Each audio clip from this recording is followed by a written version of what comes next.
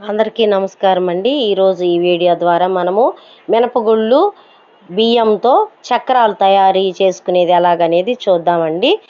అయితే ఈ మినపగుళ్ళు పొట్టు లేని మినపగుళ్ళు బియ్యం అన్నీ చక్కగా మనం శుభ్రం చేసుకొని వాటిని రెండు కలిపెట్టుకొని మరపట్టించుకోవాలండి. పిండిని చక్కగా మెత్తగా పట్టించుకోవాలి.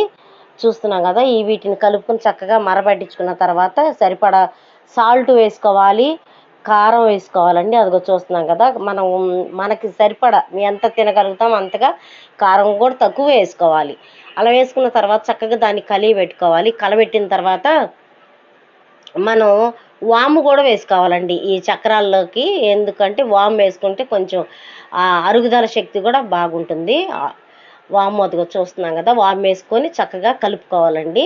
వాము వేసిన తర్వాత ఈ పిండి కలిపేటప్పుడు ఏం చేయాలంటే నీటిని వేడి చేసుకోవాలి. వేడి నీళ్ళతో కలుపుకున్నట్లయితే చక్కగా లోపల చక్రం లోపల బోలు వస్తుంది, చక్కగా కరకరలాడిద్ది అనమాట. చక్రం కూడా చాలా టేస్ట్గా ఉంటాయండి ఈ చక్రాలు మనం వండిన తర్వాత కనుక చూస్తే. ఇప్పుడు కలుపుతున్నాం చూడండి, వేడి నీళ్ళతో చక్కగా మొత్తం కలిపేసేసాం అనమాట. అదిగో చూస్తున్నాం కదా, పిండిని చక్కగా కలిపేసేసుకుని ఆ తర్వాత అదిగో చూడండి చక్రాలు ఎలా చక్కగా వచ్చాయో. మనం ఈ వీడియో ద్వారా చక్రాలు చాలా టేస్ట్గా ఉంటాయండి. మనం పిండిని గిన్నెలో ఒక చక్రాల గిద్ద పెట్టుకోవచ్చు.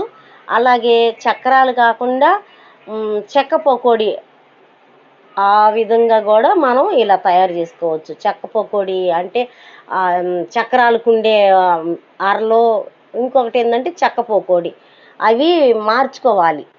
చక్రాల గిద్ద ఒకటి, లేదంటే చెక్క పకోడీ వేసుకునే గిద్దలు అవి మార్చుకుని మనం వేసుకుంటూ ఉండాలండి. చూస్తున్నాం కదా, సన్న మంట పెట్టుకొని అవి చక్కగా దోరగా ఎరడాలుగా కాలేటట్టుగా చక్కగా మనం పెట్టుకోవాలండి. చూస్తున్నాం కదా, అవి చక్కగా వేగుతున్నాయండి నూనెలో. చూడండి ఎంత చక్కగా ఉన్నాయో. మీకు కనుక ఈ వీడియో నచ్చినట్లయితే సబ్స్క్రైబ్ చేసి లైక్ చేస్తారని కోరుకుంటున్నాను సార్.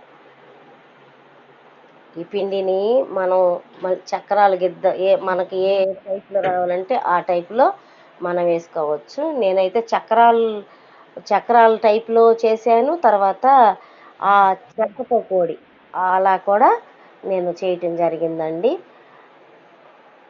అలాగే మనం చూస్తున్నాం కదా, పిండిని చక్రాల గిద్దలో పెట్టుకోవాలి. అలా పెట్టుకున్న తర్వాత ఒక పేపర్ మీద వేసుకోవాలండి. ఎందుకంటే పేపర్ మీద వేసుకోవటం ఎందుకంటే నూనె ఉంటే అది పేపర్ పీల్చుకుంటుంది అనమాట. అదిగోండి చక్రాల గిద్దలో అలా పెట్టుకోవాలండి. అలా పెట్టిన తర్వాత మనం చక్రాలు నూనె బాగా వేడైన తర్వాత దానిలో వేసుకుని అలా చక్కగా వేయించుకుంటే బాగుంటుందండి నూనెలో. అవి చూస్తున్నాం కదా, చక్రాలు చేసాము, మరి చెక్క పకోడీ లాగా కూడా చేశాను అనమాట. మీకు నచ్చినట్లయితే సబ్స్క్రైబ్ చేసి లైక్ కొడతారని ఆశిస్తున్నాను.